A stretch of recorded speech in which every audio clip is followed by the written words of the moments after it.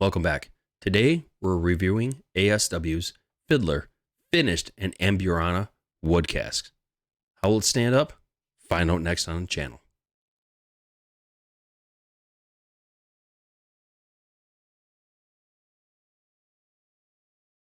Welcome back. Today, like I said, we're doing ASW's Fiddler, but it's finished in Amburana wood casks. It's aged about 4.5 years. It's a 114 proof. It's a mash bill of 52% corn, 45% wheat, and 4% malted barley. The time in the casks, the Amburana casks, is 4 months. This Fiddler release is a little bit different because normally on the Amburana, that's like you finish that with like beers and that. It's a wood barrel that they get from Brazil. So let me read the back. It says, when we first released the Fiddler line, we were envisioned a platform to experiment with all the flavor profiles. Fiddler Amburana is the first expression in a long line of delicious spirits with the guiding light initially aged in new charred white oak barrels and then finished in our flagship high wheat bourbon barrels made from Amburana wood harvested in Brazil. The wood is known for a tight grain, unique flavor, and has been used in Brazil's favorite spirit, kombucha, which I've had that before. That is an absolutely delicious drink. Breweries started finishing beers in the wood just a few years ago, and how well received those beers have been, we thought, what the heck? Why not finish our bourbon whiskey in these? Wood barrels would likewise bear fruit. We think you'll agree the result is a delicious dram with tropical and spicy notes, floral complexity, and exotic aromas, and typically found in our Fiddler line. Now, I do have a Fiddler pick right here from Sealbox.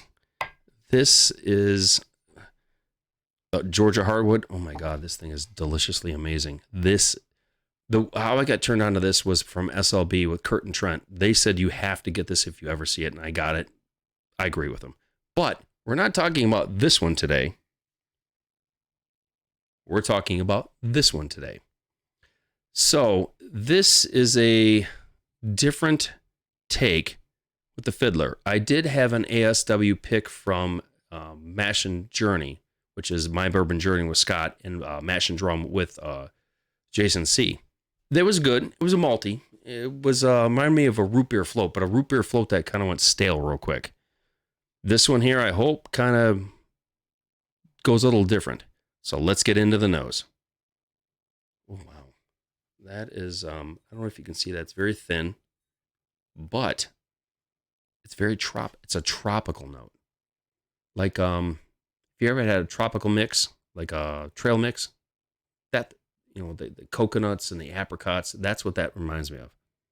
It's floral, but very, very subtle. It's not, this isn't, I've had a couple Fiddlers and, this is not what I would expect. This is a completely different, which is why I like distilleries kind of jumping outside their lane. Something different, something unique. This smells unique. And just to show the glass, it says, if I cannot drink bourbon and smoke cigars in heaven, then I shan't not go. Mark Twain. Love this glass. Let's get into the taste. Oh, wow.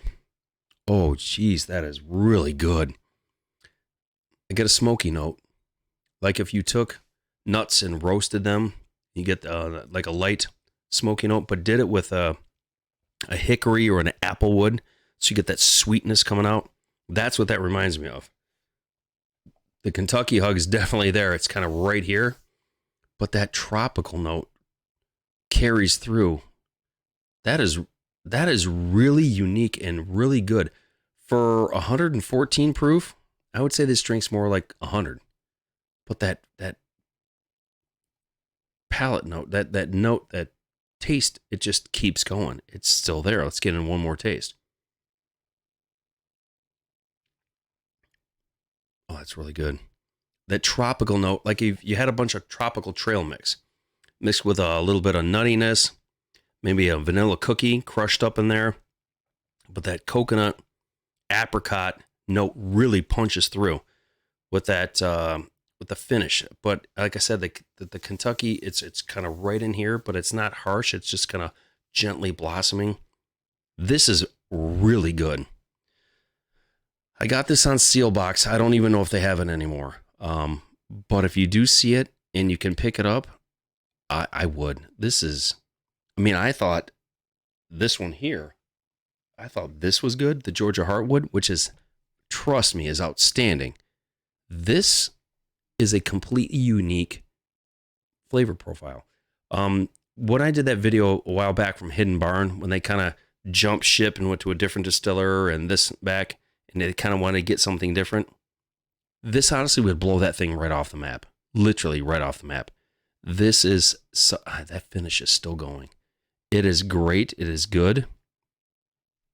It's really good.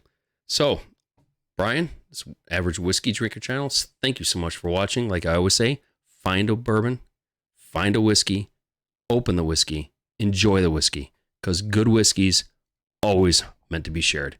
Thanks for watching. I'll talk with you guys soon.